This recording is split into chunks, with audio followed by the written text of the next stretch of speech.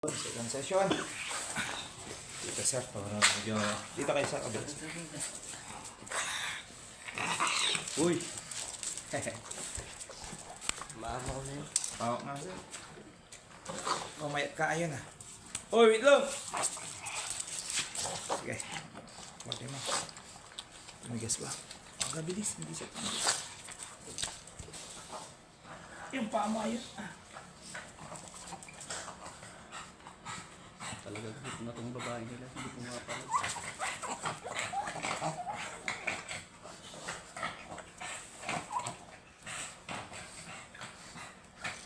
Right.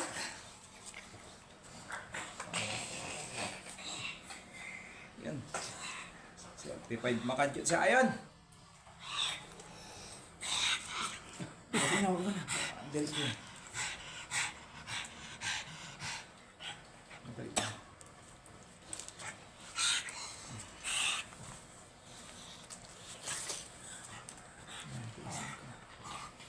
Pasok lahat ah.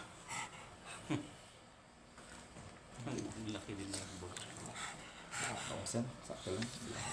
Nagulat yung ano, yung may-ari ng corgi. Akala niya siguro mura yung stud corgi. Diyos, pag-corgi sila. Yan ang mahirap sa kanila sa rin, no? Ang dami nilang dream dog. Kasi nga lang, Diyos ko, unahin muna nila yung ano. Dapat aralin muna nila mabuti. Masa, parang ganun, gusto nila ng mga... Gusto nila ng mura, gusto nila ng mura din. Wala ka. Eh, mamahaling aso yan eh. Matik yun na ang Buti style. nga, dati 20 ang stud yun. Baka hindi lang sir, 30. Noon, 30, 35 eh. Ngayon, may nagbibigay ng ano eh, 7. Kilala mo na yun. Iba kasi Kenneth. Nagbibigyan na siya ng 7. Dati ang tigas kahit 10, hanggang 10 lang talaga. Nalitaan ko na. Wala na. Wala Bagsak. na. Hindi na Bagsak presyo na ano.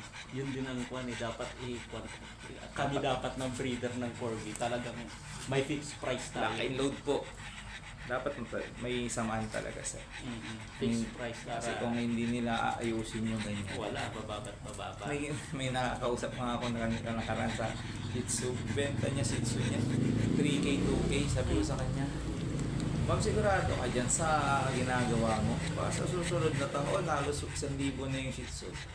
Kasi pumapayag kayo. Hindi tumatawad sila eh. Baka kayo pumayag. Breeder kayo eh. Puntayin nyo yung ginastos nyo. Bebenta mo ng 3,000 yung aso mo. Puro hinakaw. Kayong sumisira ng breed ng aso. Tis-tis na mo. Is lang. Yung corgi. Yung iba kasi sir, sabi nila, wala na akong ipakain. Nag-breed ka pa. Ay, paano mo lang? Pwede, kambing na lang sana. Yung nilagana nila, hindi na aso. Akala ko di ko ulit magbibenta yung corgi ko eh. Tatlo eh. Isa na lang ang tira ng babae. Yung masarap, lock yan. Oh. Ang lock. Pero ayaw ko bitawan kasi may, di ba malambot yung, minsan malambot yung titi niya, no? O, hawakan mo nga siya, tang gumagalaw-galaw.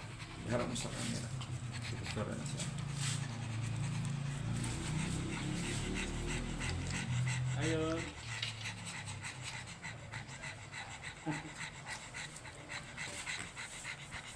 Itulak mo nga dito ko, kaya lilipat ko yung kamay ko. Itulak mo.